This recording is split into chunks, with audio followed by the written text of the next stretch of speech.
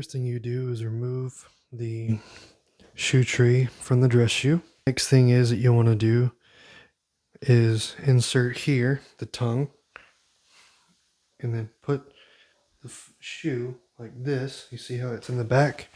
I like to pull the tongue up, and then all you do is push down like this. Okay, you see it has a little back right here. Pull it straight out, and that's it.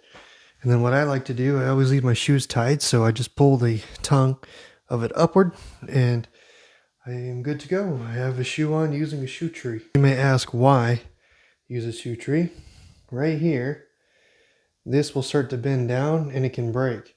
And it's not good for the back, your heel of the shoe to continue to hold. Specifically why you want to use a shoehorn with a dress shoe, or any shoe for that matter. This can eventually become floppy and the heel won't be stable back here anymore.